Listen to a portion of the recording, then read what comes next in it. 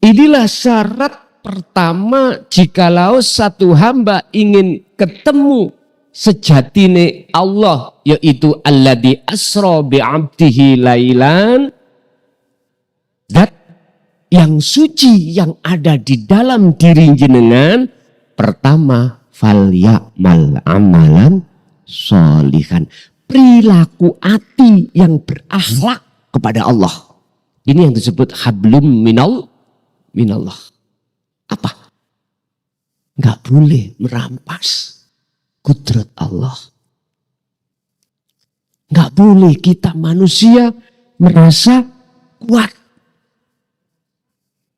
Kuat ekonomi, kuat apapun. Mana yang ada kaitannya dengan kekuatan, nggak boleh. Iman di dalam hati jenengan, rasa di dalam hati jenengan, mengisbatkan, menetapkan hambanya atau makhluknya. Nggak boleh.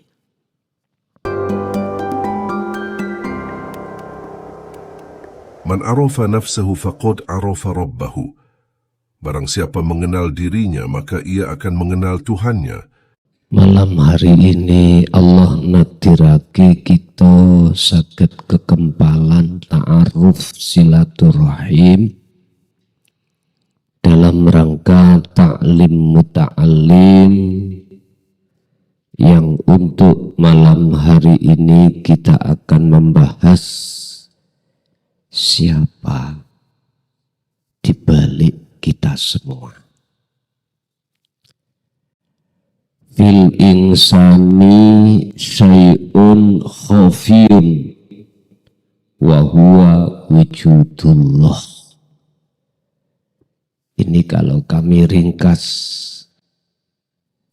siapa rahasia di balik diri kita?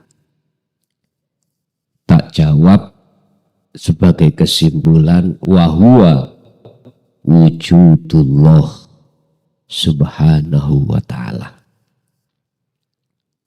Kita akan mengenal itu nanti lewat sifat ma'ani dan maknawiyah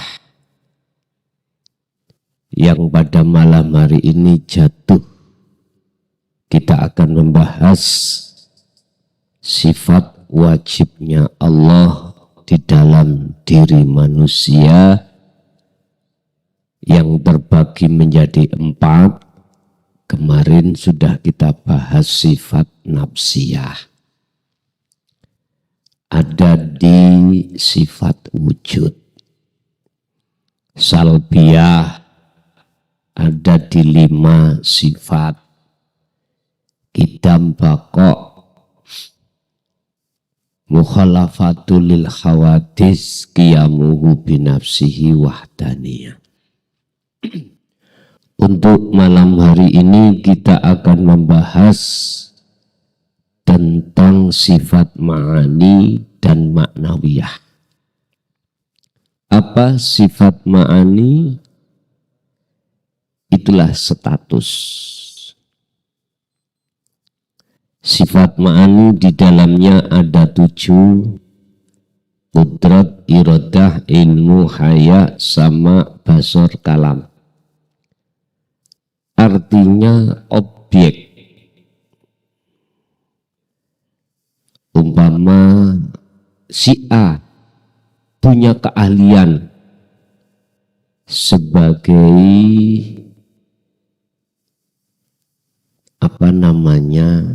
pemborong. Status pemborong itu adalah sifat ma'ani. Nanti di dalam status itu ada 7 sifat. Kita bahas satu persatu sampai tuntas. Dan sifat maknawiyah itu pelakunya. Kalau bahasa umum yang maha, umpama mendengar, berarti yang maha mendengar. Subjeknya atau bahasa kitab kita sebut sebagai isim fa'il, sang pelaku. Ibu, sebelum kita masuk dalam sifat ma'ani dan maknawiyah, tak simpulne dulu biar jenengan tidak bingung nantinya. Fil insani iku ing dalem setiap diri manusia. Syai'un utawi ono sesuatu. Khafiyun kang rahasia. Ini kan jarang dibahas ya. Di tengah-tengah, bahkan tidak pernah dibahas di tengah-tengah golongan am, golongan umum. Jarang memikirkan siapa di balik saya itu. Siapa sang penggerak di balik saya itu? Jarang orang itu mikir dari arah situ. Padahal inilah salah satu cara untuk mengenal diri. Ternyata jatuhnya petunjuk ilmu itu ada di tingkatan hakikat makrifat. Sementara masyarakat kita orang Indonesia, khususnya umat Islam, susah. Kalau diajak naik, bahas hakikat makrifat, susah. Padahal umurnya sudah bau tanah. Padahal selamat dan tidaknya seseorang ketika saat di dunia sampai akhirat itu ada di situ. Mau dan tidaknya seseorang itu hatinya diajak untuk mengesahkan Tuhannya. Selamat dan tidaknya ada di situ.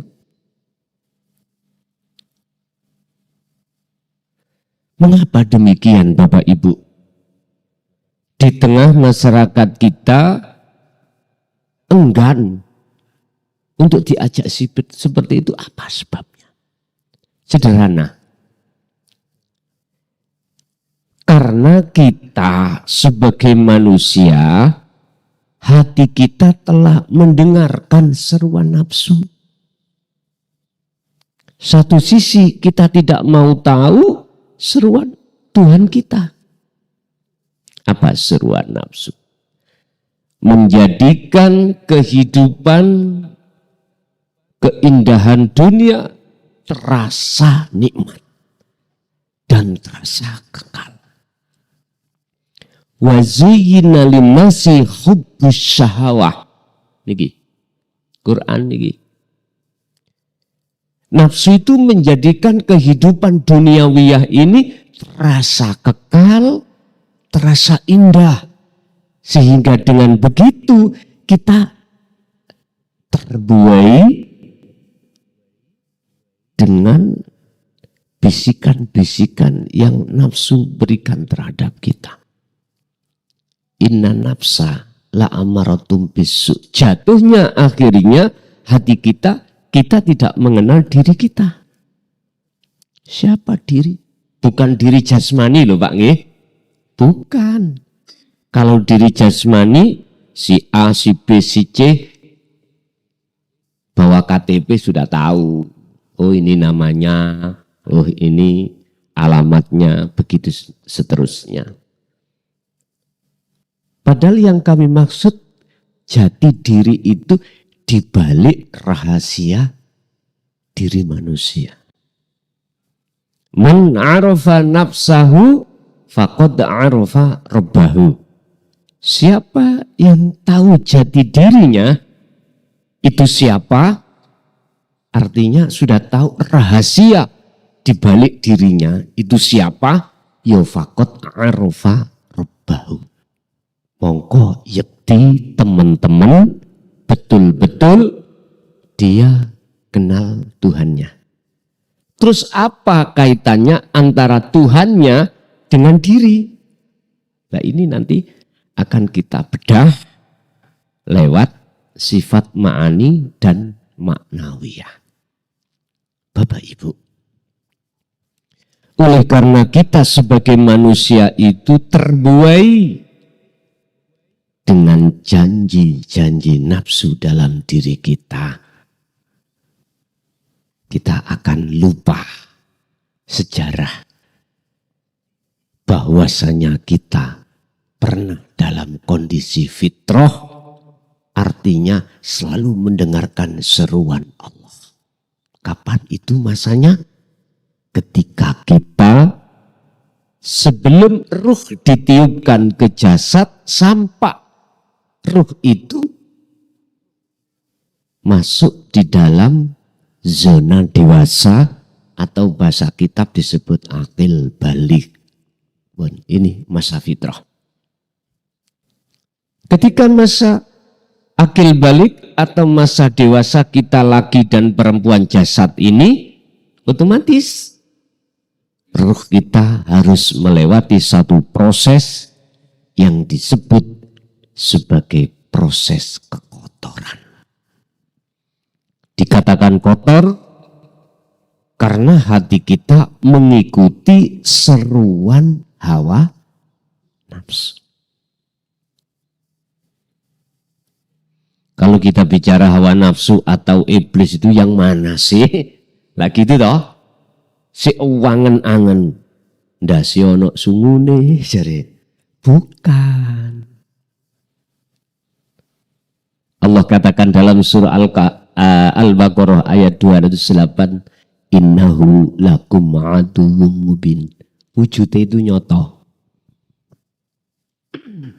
Wujudnya itu bisa Anda lihat. Mana sih? Contoh nih, saya mencontohkan diri saya saja. Tatkala di dalam hatiku ada rasa kalau saya makhluk yang bisa ngaji, berarti wujudnya iblis nafsu yaitu.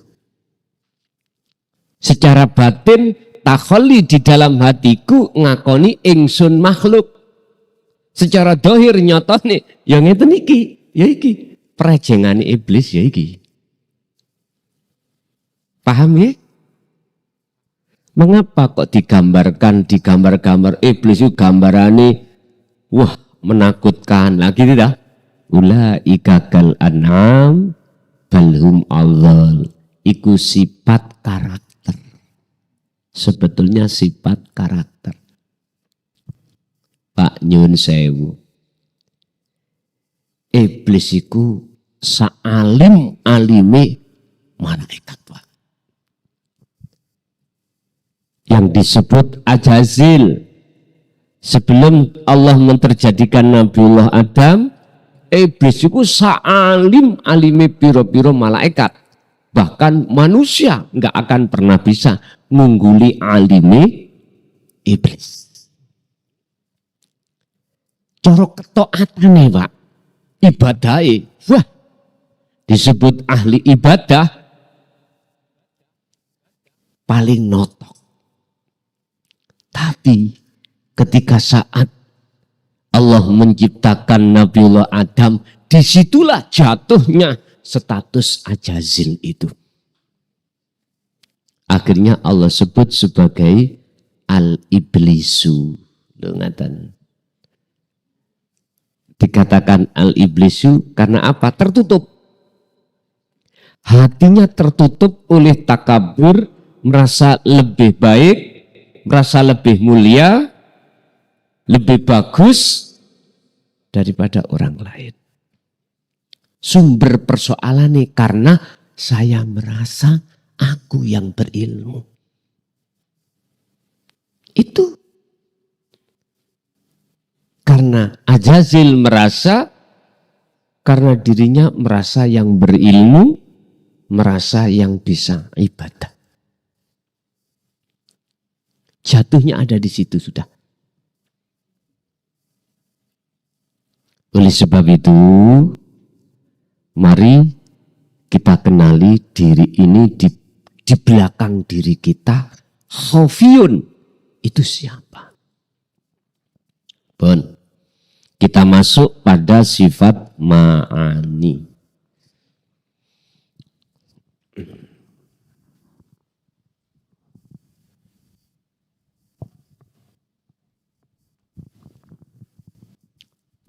Dulu kita sudah membahas sifat nafsiyah dan sifat salbiyah. Yang sifat 20 wajib itu bagi 4 ya. Nafsiyah ada di wujud, salbiyah ada di 5 sifat, qidam, baqo, mukhalafatul lil khawadis, qiyamuhu binafsi wahdaniyah. Sekarang malam hari ini kita masuk di sifat ma'ani.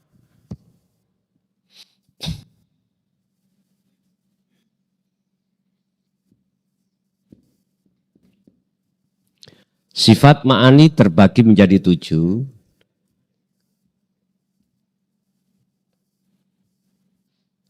Pertama adalah kudrat. Kudratun. Kedua, iradatun. Ketiga, ilmun. Keempat, hayat. Sama, basor, kalam. Ben. Ini sebagai status semuanya ini. Semuanya sebagai status.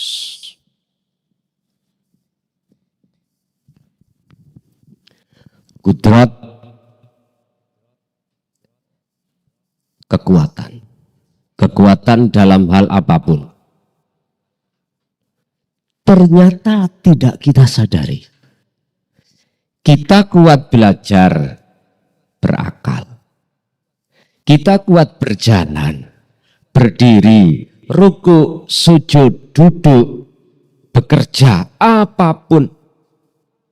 Kita gak sadar kalau itu sang pelakunya qadiron, yaitu Allah. Gak terasa tak gitu?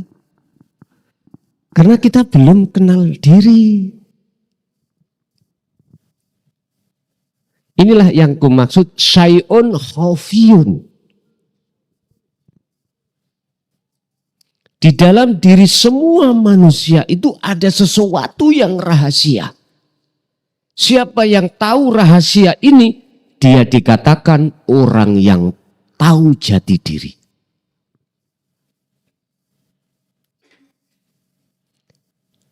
Ngaji nek koyo ngeten nak mboten nanti guyon Pak nggih. Makanya jenuh. Tapi kalau hati buka, mboten ngantuk malah. Paling ya mak seliut. Makanya enggak boleh lama-lama. Cukup setengah jam. Saya buka tuntas, udah. Kudrat ini hal-hal yang ada kaitannya baik dalam diri kita maupun di luar makhluk diri kita. Artinya apa, Pak? Tolong belajarlah untuk tidak ngaku-ngaku kuat. Susah nggih? Boten. Inilah syarat pertama jikalau satu hamba ingin ketemu sejatine Allah, yaitu alladzi asra bi'abdihi lailan, zat yang suci yang ada di dalam diri jenengan. Pertama, fal ya'mal amalan sholihan. Perilaku hati yang berakhlak kepada Allah. Ini yang disebut hablum minallah. Apa? Enggak boleh merampas kudrat Allah. Enggak boleh kita manusia merasa kuat. Kuat ekonomi, kuat apapun. Mana yang ada kaitannya dengan kekuatan, enggak boleh. iman di dalam hati jenengan, rasa di dalam hati jenengan, mengikhbatkan, menetapkan hambanya atau makhluknya. Nggak boleh. Makanya belajarlah melatih diri untuk tidak merasa kuat.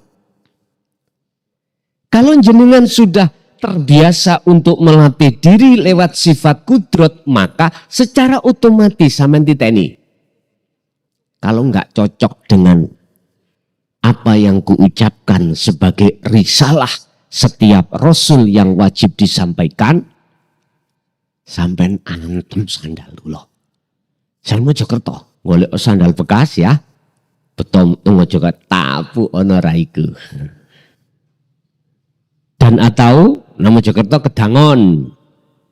Kalau jadwal di Gresik zaman apa sih? Di Sleman ini tapu ane gak cocok son cocotmu. Kalau terima tenang nih. Apa yang muncul? Dalam hati sampean akan semakin dekat hatimu pada Allah. Walaupun awalnya tidak bisa sentuhan, tidak bisa melihat, hanya merasa kehadiran Allah dalam diri jenengan, itu pasti terjadi. Prosesnya seperti itu, Pak. Siapa yang hatinya fi qalbin kagalik seperti ini, maka jenengan itu gak gampang hati ono rasa gelisah. Gak gampang, gak mudah hati sampean ada rasa khawatir dengan keadaan apapun. Karena ini janji Allah. La khaufun alaihim walahum yahzanun. Gak gampang. Walaupun di saku bapak gak ada uangnya, nyantai. Bon.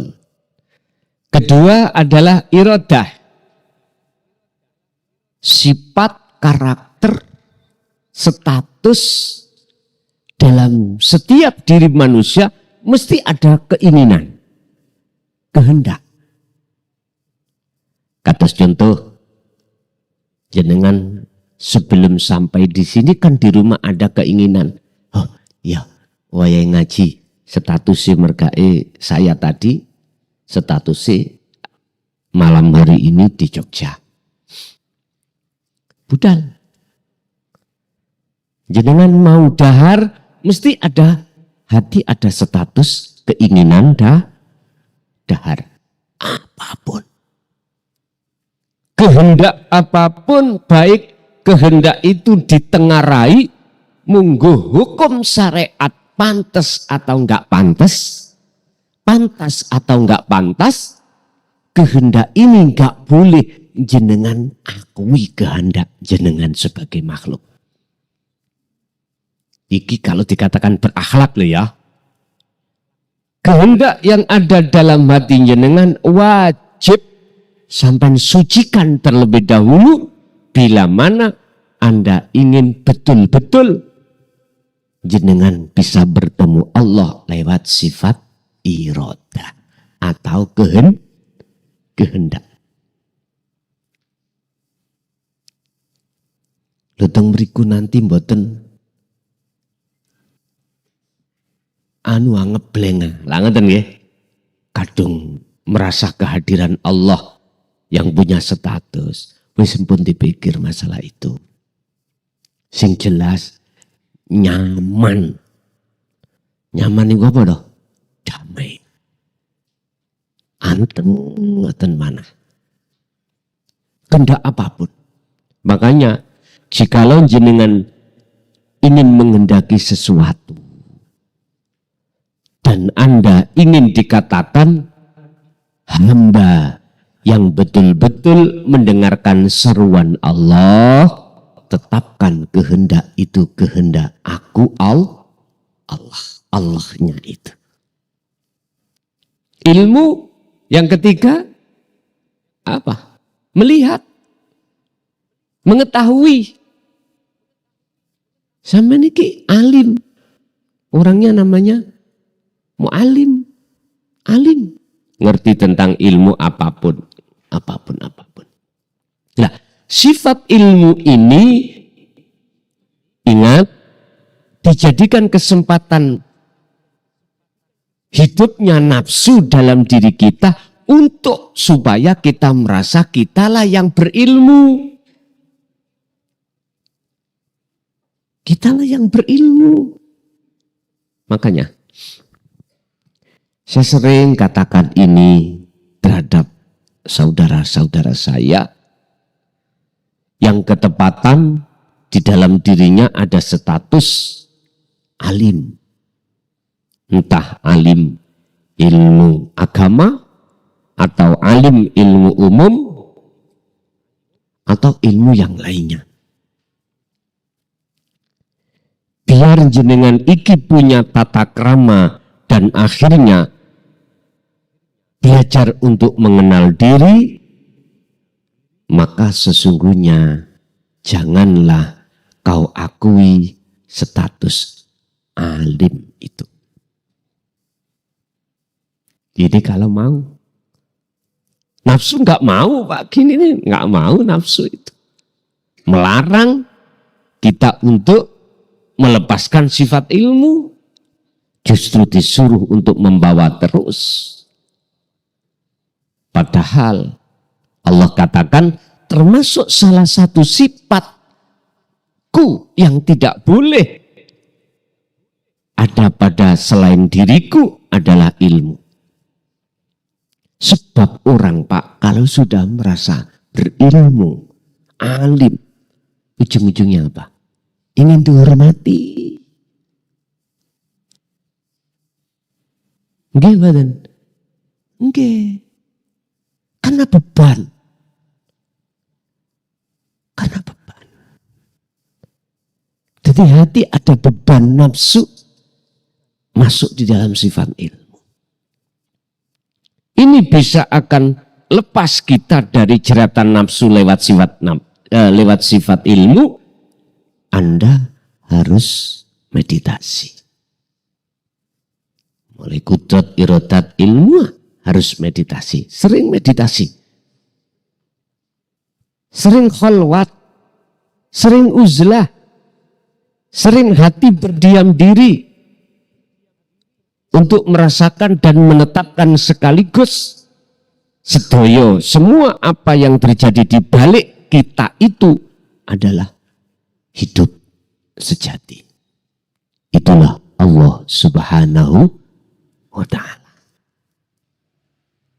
Menurut umat Islam. Hayat hidup. Kalau diri manusia hidupnya tandanya ruh. Ini. Kalau kita bicara ruh berarti makhluk sian. Makhluk. Dalam penciptaan ruh, ulama niku khilaf, beda pendapat. Ada yang mengatakan huwa mahlukun. Yang kedua, ada ulama yang berpendapat wa huwa la makhluk. Al-maujudu Allah Subhanahu wa ta'ala. Niki kontradiksi, Pak. Biar gak kontradiksi ngeten. Selama kau belum kenal dirimu yang sebenarnya, maka itu roh itu makhluk. Belum kenal ya. Makanya bahasanya itu secara syariat makhluk itu kan ciptaan Allah. Ada yang menciptakan namanya Khalik. Tapi jikalau seseorang itu sudah jatuhnya sudah kenal diri, otomatis kenal Tuhannya akan tahu. Sebab syaratnya akan kenal diri ini wajib untuk masuk di alam akhirat. Wajib tinggalkan alam dunia, ruh itu masuk ke alam akhirat. Sekalipun jasadnya masih hidup di dunia. Liman kana yarjullaha wal yaumal akhirah. Surat keberapa? Surat Al-21. Ini teladan Rasulullah yang disebut uswatun hasanah. Isinya limangkana yarjullaha, yaitu seseorang yang hatinya ada keinginan untuk bertemu Allah di mana? Wal yaumal akhirah, alam akhirat. Mana? Di dunia ini, Pak.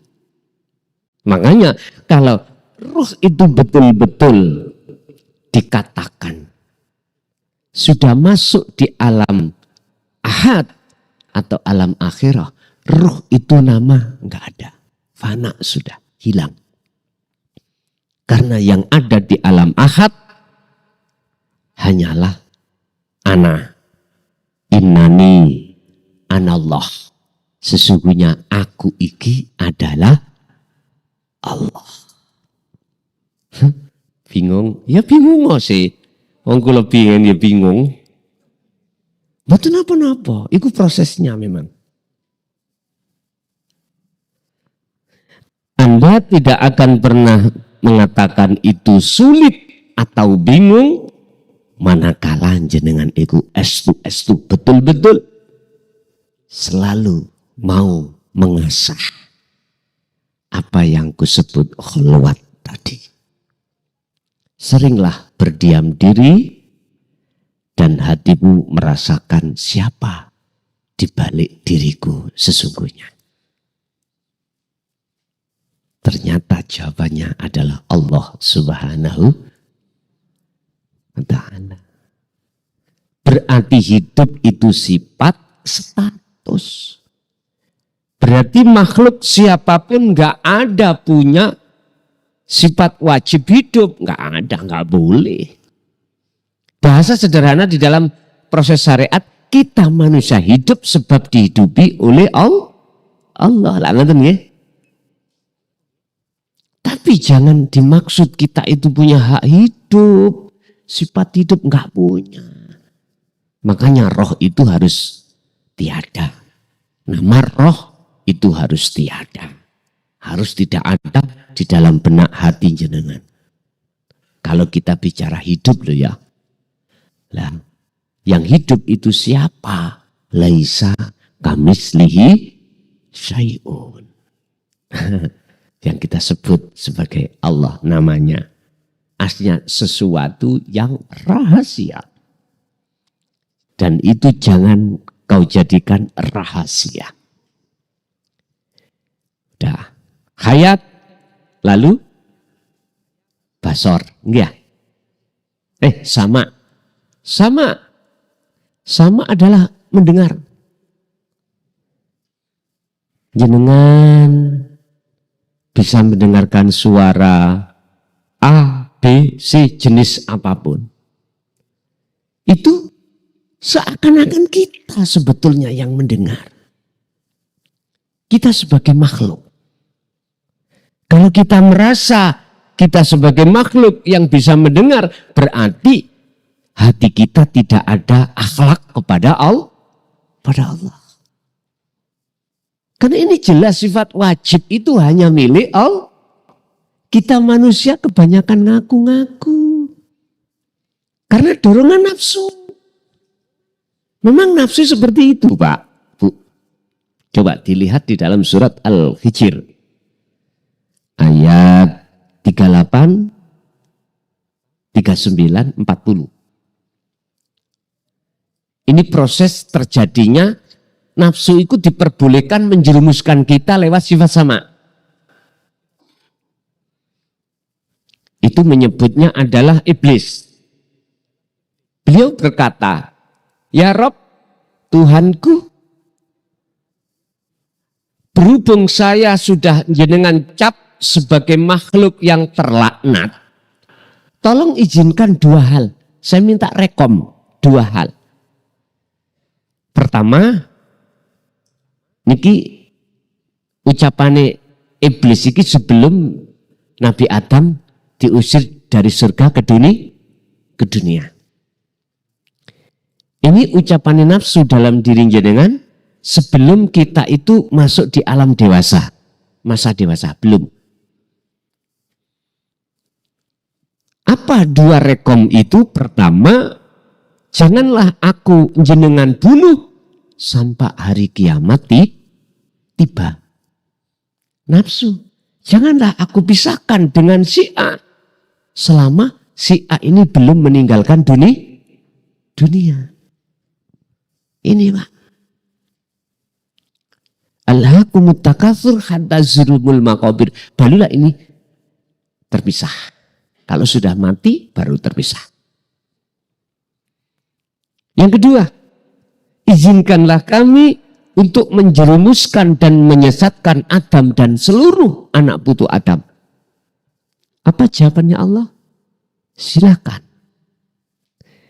Illa ibadaka minhumul mukhlasin. Tapi satu ya Allah yang tidak bisa saya sesatkan. Saya gelincirkan. Siapa mereka? Menurut ayat yang ke-40 disebut al-muhlasin. Hamba yang Allah pilih. Illa ibadaka, kecuali hambamu ya Allah yang tidak bisa kami gelincirkan. Hamba yang bagaimana? Minhum. Iku setengah saking golongane hamba ibad al-mukhlasina, utawi orang-orang yang Anda pilih. Siapa? Itulah hati yang selalu merasa dalam dirinya adalah Allah.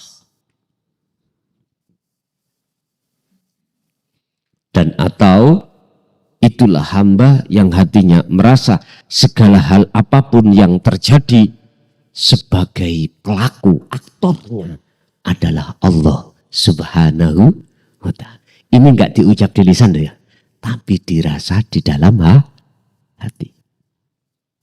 Bon. Pertanyaannya sekarang kita adalah, sudahkah hati kita jatuh di zona itu?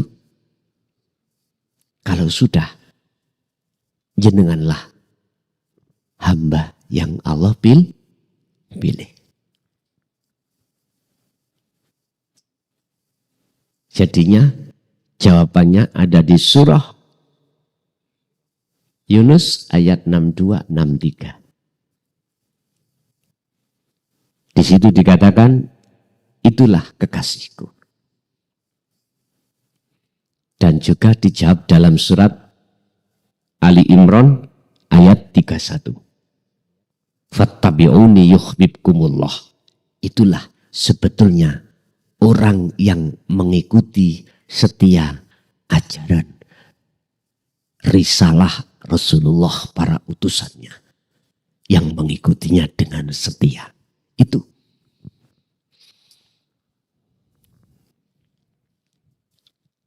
Barang siapa yang sudah ada di situ, saya berani bersumpah atas nama Allah, mesti dia kalau meninggal husnul khotimah.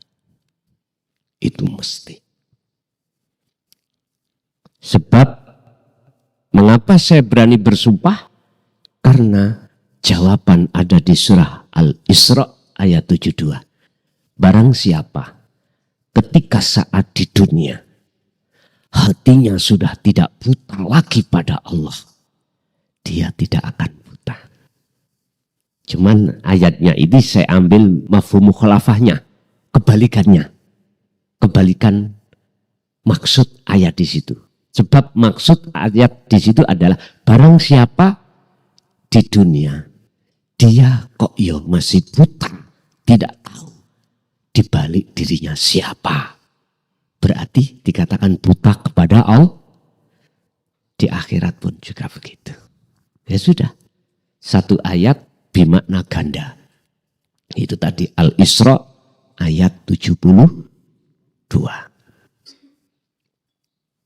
Mangkana fi hadhihi a'ma fahuwa fil akhirati a'ma wa adallu sabila. Bapak Ibu hadirin, oleh sebab itu tolong belajarlah ketika telinga kita mendengarkan suara apapun ya, jangan mudah merasa mengimani kita makhluk yang bisa mendengarkan. Tetapkanlah dalam hatimu, rasakanlah kehadiran wujudnya Allah dalam dirimu yang maha mendengar. Sama basor melihat, sama. Jenengan melihat apapun. Mata dohir melihat sesuatu. Bentuknya jenengan bisa melihat apapun secara dohir. Mata batin, rasa iki perasaan. Jenengan ada feeling, istilah bahasanya feeling nggih. Feeling sesuatu. Udah. Mengetahui sesuatu yang gaib dalam hati jenengan ini, jangan pernah jenengan menetapkan keakuan kita sebagai makhluk yang bisa melihat. Tapi justru tetapkanlah dalam hati keakuan Allah, rahasia di dalam diri Anda yang maha tahu. Kalam, berucap. Ini Pak sering keplecuk. Berucap. Jenengan berkalam, berucap. Atau jenengan mendengarkan kalam-kalam dari selain diri jenengan. Baik itu sesama makhluk manusia maupun selain makhluk manusia itu berbunyi, bahkan ya kalam toh. Tapi ini ilmu nahwu bukan kalam ini Pak. Karena tidak difaham, tidak bisa dipaham. Ilmu nahwu loh ya. Kalau ilmu tauhid, semua apa yang mengeluarkan suara itu adalah kalamullah. Ingat, di dalam dunia syariah kita mengenal dua ayat. Ayat pertama yang bersifatkan Qur'aniyah itu disebut sebagai kalamullah, tertulis di dalam Al-Quran. Tapi belum paham ayat Allah yang bersifatkan kauniyah. Kauniyah itu apa? Alam niki. Seluruh alam semesta ini. Itu ayat. Tapi oleh karena kita belum pernah belajar, ya enggak mungkin kita akan menganggap itu ayat. Sebab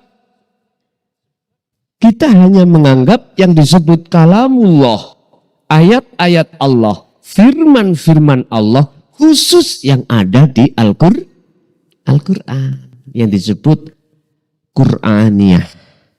Tapi kita nggak sadar ada ayat yang bersifatkan kauniyah.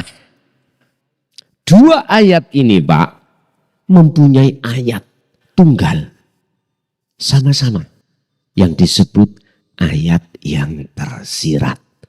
Itulah ayat yang khafiyun, yang terrahasia. Ini hanya diketahui oleh hati-hati hamba Allah yang Allah pilih. Disebut sesuai dengan Al-Hijr ayat 40 adalah Al-Mukhlasin. Begitu. Makanya sampean kalau punya anak laki, pas sampean mendengarkan keterangan niki, kok ya sampean hamil, garwa sampean hamil, apabila lahir sebut kasih nama Mukhlasin. Itu kok awal akhirnya sampean tambahin nopo terserah. Itu adalah tafaul menyesuaikan keadaan hati jenengan di saat seperti ini. Seperti kemarin Pak, mulai tanggal 1 Rajab atau 1 Januari, kami kan ada tugas untuk menulis kitab. Alhamdulillah 2 hari yang lalu sudah selesai. Sekarang proses pencetakan. Apa judulnya kitab itu adalah Rahasia Jalan Manusia yang ada di syariah dan di thariqah untuk bisa makrifat pada Allah. Siapapun bisa. Jalan rahasia dengan mudah untuk bisa mencapai makrifat pada Allah atau kenal diri. Dan apa yang kubahas ini tadi masuk sudah di dalam kitab itu. Nanti bisa dibaca karena bahasanya wong deso, Pak. Bahasa sederhana, bahasa Indonesia boten terlalu intelektual. Karena saya memang nggak pernah sekolah. Jadi ya bahasanya pokoknya gampang difahami. Memakai dua bahasa kami, bahasa Indonesia nasional dan bahasa Arab. Yes.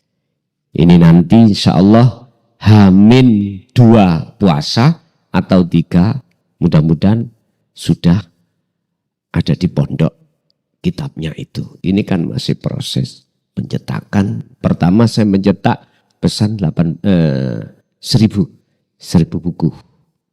1000 buku, jadi nanti bisa dimiliki oleh siapapun, termasuk khususnya golongan yang masih ada di syariat dan di thariqah belum mengenal hakikat bisa untuk memahami. Hujah saya dari Quran pertama, kedua dari Al-Hadis, ketiga ijma' qiyas. Ini sudah dapat verifikasi dari Menkumham setelah diteliti ternyata layak untuk dikonsumsi seluruh umat. Begitu. Oke. Jadi nek kurang puas ngaji rungon bisa nanti dibuka. Ngoten. Tapi mohon maaf tulisannya itu seperti kekere PT ya. Sing penting saged dibaca ngoten mawon. Wis. Di dalam ayat yang bersifatkan Qur'aniyah ataupun kauniyah alam semesta ini. Di situ ada ayat yang tersirat. Inilah yang kumaksud sirrun khafiyun. Sesuatu yang rahasia. Jasad jenengan kali kula Pak. Niki ayat. Ayat. Apa sih ayat itu? Tanda. Dan di balik tanda itu akan menandai sesuatu. Loh gitu loh. Seluruh alam termasuk jasad kita itu tanda. Tanda apa? Tanda adanya Allah wujudnya. Loh di situ. Akhirnya kita bisa mengenal wujudnya Allah lewat karakter sifat-sifat ini. Tadi yang selama ini kita aku, kita lepas keakuan diri. Secara otomatis akan muncul dalam hati jenengan keakuan Allah. Wis, tapi gak diucap di dohir loh Pak ya. Hati dirasa di dalam hati. Pun kalam. Terus yang sifat berikutnya adalah maknawiyah. Sederhana. Maknawiyah. Maknawiyah. Ini sama status ini. Kudrat itu kan kuat. Siapa yang kuat? Maha kuat. Qadiron. Qadiron. Qadiron adalah yang maha kuat. Sinten Pak yang maha kuat? Kecuali hanyalah Allah. Kalau kita makhluk nggak ada. Iradah. Sang pelakunya sifatnya iradah. Qadirun muridan. Muridan. Yang maha berkehendak. Jadi Pak Bu, kekarepan, keinginan dalam hati sampai ini kali kula niki bukan keinginan kita sebetulnya. Kita itu mung epok Kenal Eva nggih? Pura-pura. Pura-pura kita itu. Makanya dalam ayat lain, la'ibun walahwun. Manusia itu seperti sandiwara. Hidup di dunia ini pura-pura. Asli nih, kodirun, muridan, iku laisa kamisli sayun di dalam hati jenengan. Sesuatu yang sangat rahasia. Tapi jikalau jenengan iku sudah tahu sebetulnya rahasia di dalam diri jenengan yaitu Allah, maka Allah bagi Anda sudah tidak rahasia. Contohnya mana? Ya segala hal kehendak apa yang ada di dalam hati jenengan adalah merupakan satu ketetapan Allah, kehendak Allah yang belum terrealisasi secara fisik. Contoh, jenengan dari rumah punya kehendak, kekarepan ke sini. Nah, kalau kita bicara irodah atau muridan sebagai pelaku, kan belum wujud toh. Wujud irodah kekarepan itu akan nyata manakala tunggale antara sifat kudrat dan irodah yang disebut takdir. Bentuk mana? Jenengan sudah sampai di sini adalah takdir. Lah takdir iku wujudnya kodok. Ketetapan. Lah ketetapan itu bisa jenengan ubah. Kehendak itu bisa jenengan ubah. Buku catatan takdiri wong-wong. Buku kita. Di Lauhil Mahfud. Kalau bahasa Quran. Bahasa hakikat. Dalam hati jenengan. Kehendak kan jerone ngati. Ya tak? Itu bisa sampai ubah. Kalau takdir gak bisa Pak. Karena sesuatu yang sedang atau sudah terjadi. Kalau kodok, kehendak, kekarepan, belum Pak. Itu merupakan masih buku catatan yang nantinya akan terjadi berupa takdir. Secara dohir jenengan sampai di sini. Bisa dirubah itu. Caranya gimana? Yojok ke sini sama karep liyo, entah punya kehendak yang lain dirubah. Nang mall, taya opo, gak jadi gitu. Berarti buku catatannya tadi diubah. Padahal tadinya sudah ada. Pokoknya di mana ada hati jenengan rentek kekarepan untuk melakukan sesuatu, itulah buku sampean yang sudah tercatat. Sampai di dalam hati ingin mati misalnya. Ingin mati. Berarti buku catatannya ingin mati. Mana lah?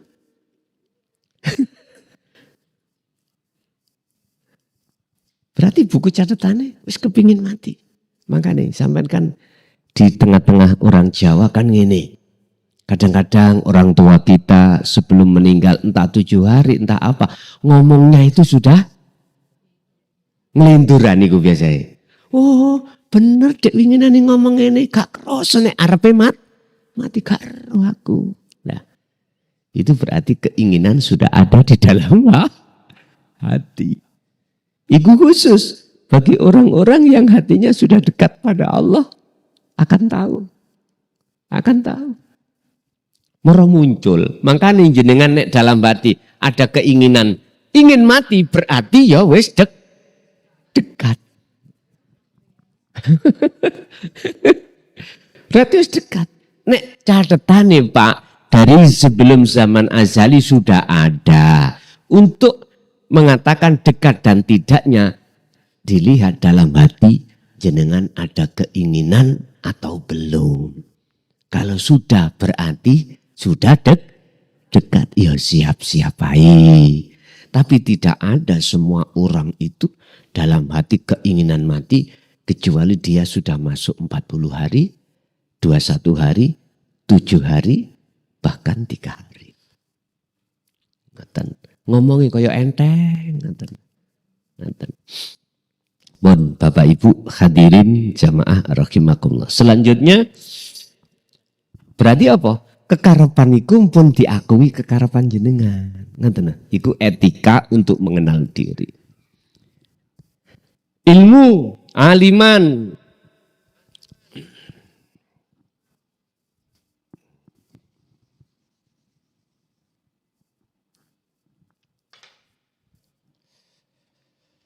Aliman. Mengetahui. Berarti Allah Maha mengetahui. Mengetahui tentang apapun.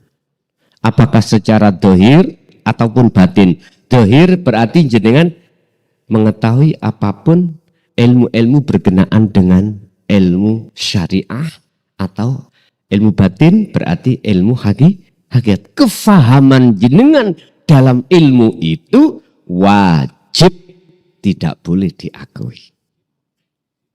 Jikalau jenengan pingin tahu siapa sebenarnya di balik kita itu.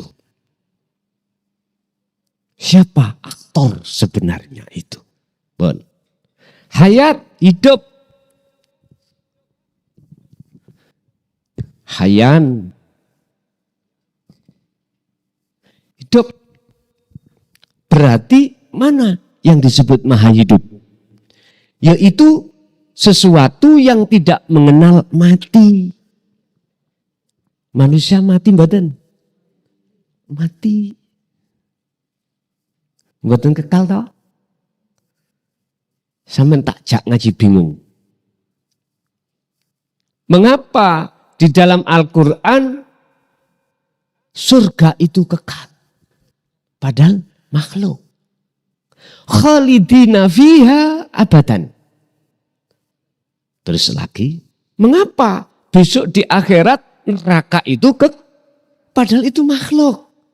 Dan makhluk tidak punya sifat bingung.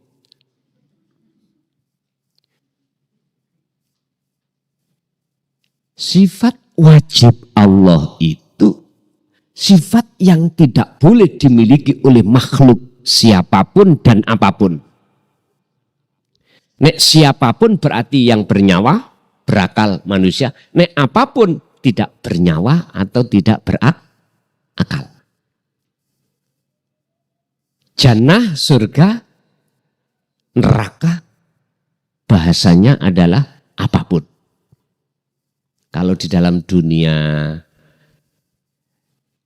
kitab itu, kalau kita mengatakan orang berarti siapa, sopo. Kalau selain orang berarti yang tidak, makhluk yang tidak bernyawa, opo. Itu nggak punya sifat tapi mengapa di dalam Al-Quran disebutkan bahwasanya besok di akhir hari kiamat itu yang namanya surga dan neraka khalidina fiha abadan.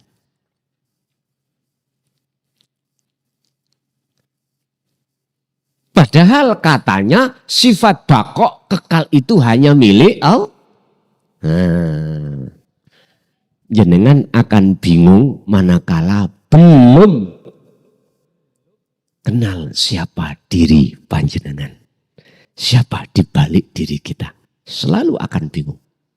Sebab kalau sudah tahu siapa diri kita, maka makhluk semuanya nama nggak ada, Pak. Termasuk surga dan neraka. Berarti yang kekal itu adalah Allah. Saya ngerti wayang ya, wayang kulit nih.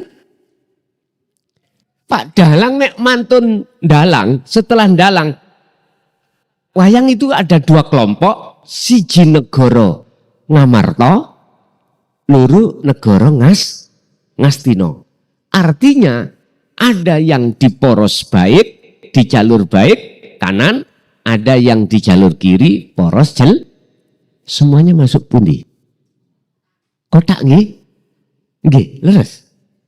Masuk ke kotak nggih. Berarti lakone iki sing gak kekal.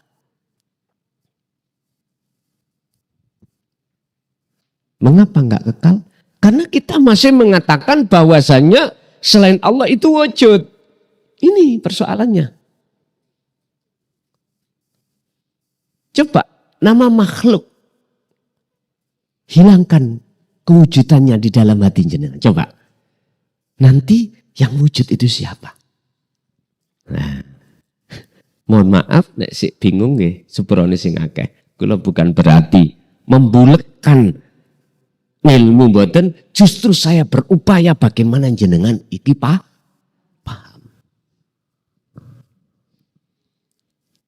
Siapa yang belum paham, tunggu aja hidayah Allah suatu saat dalam hati jenengan. Sebab ini gak kena dipaksa. Tidak bisa dipaksakan. Sama sami'an. Maha mendengar.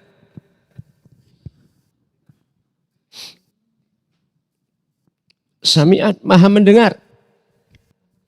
Artinya yang berhak sebagai isim fa'il subjek sang yang pendengar, yang maha mendengarkan adalah Allah Subhanahu wa ta'ala. Itu yang ada dalam diri jenengan. Berarti Allah dekat apa jauh? Dekat. Sangatlah dekat. Wa idza sa'alaka ibadi anni fa inni qaribun. Katakan Muhammad, jikalau hambaku bertanya tentang diriku, fa inni qaribun, maka sesungguhnya saya itu dekat.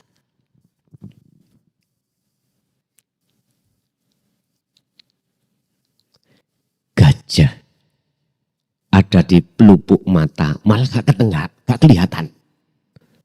Semut di mana itu? Di seberang lautan itu geli. Ini kan sanepan mawon. Mengapa Allah dekat kok kita tidak tahu? Jawabannya sederhana. Karena di dalam hati kita merasa kita makhluk itu wujud. Akhirnya wujudnya Allah dalam hati kita tertutupi oleh wujud kita.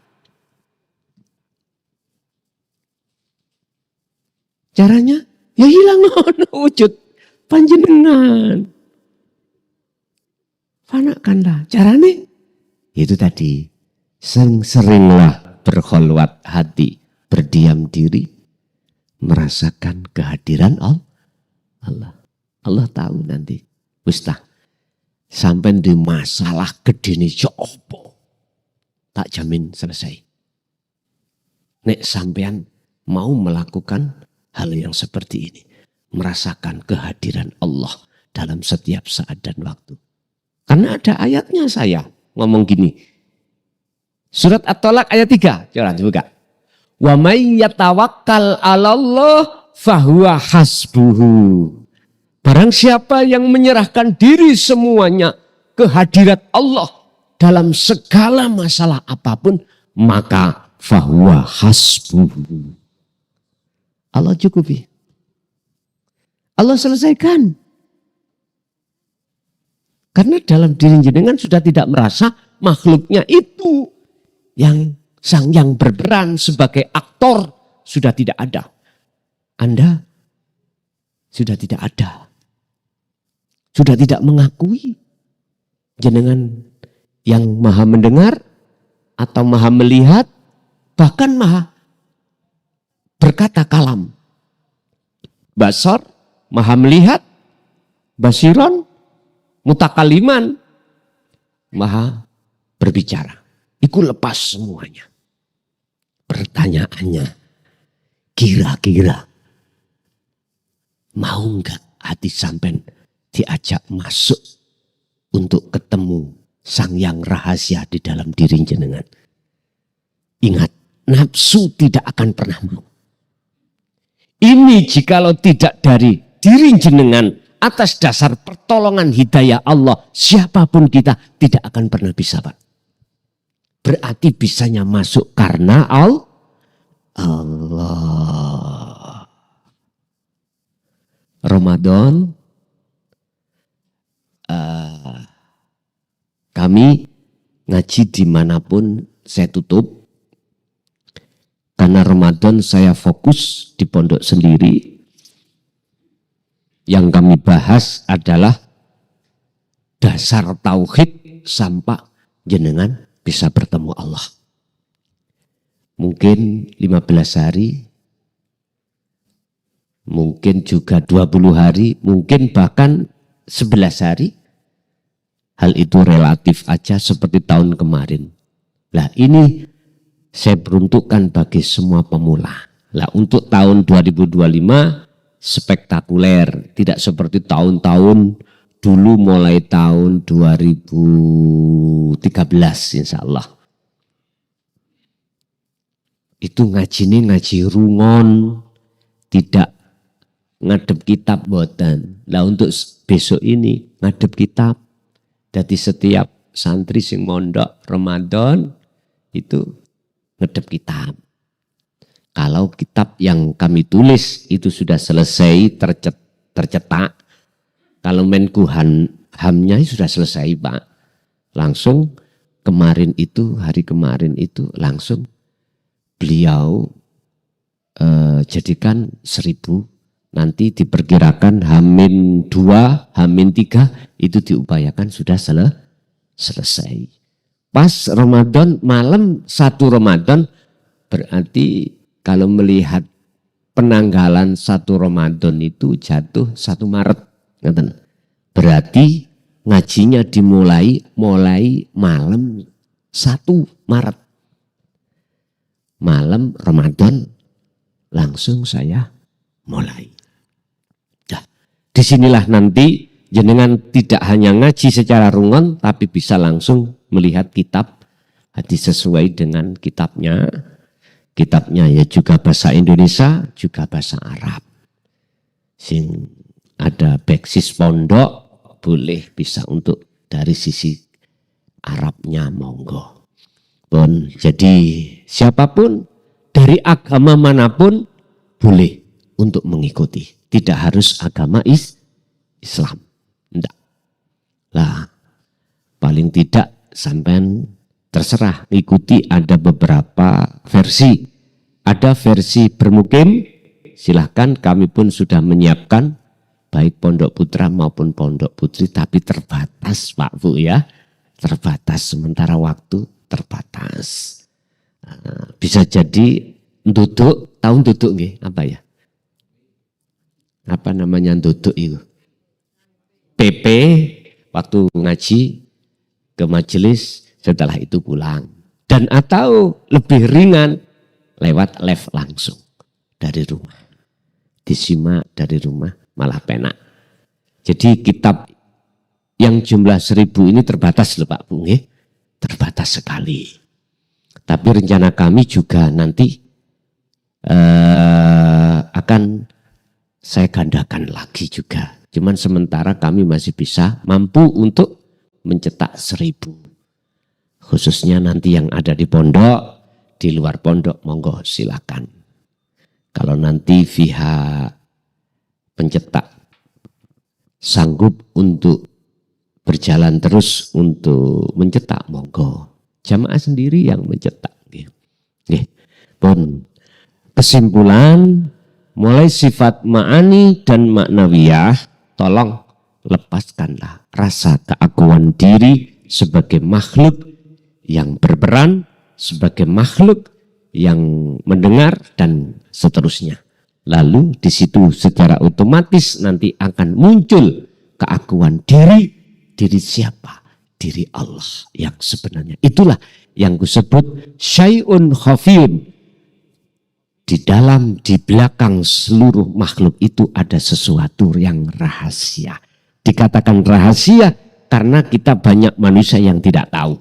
Dan itu tidak dikatakan rahasia jikalau sudah mengerti. Oke Bapak Ibu, disinilah pembahasan kita terkait masalah 2 sifat itu. Saya ulangi bagi Ibu yang ini masuk waktu tanya jawab, bagi ibu yang ada keinginan repot di rumah, boleh untuk didengarkan di rumah sambil karena ada repot, ya monggo, ku persilahkan Bapak Ibu mungkin.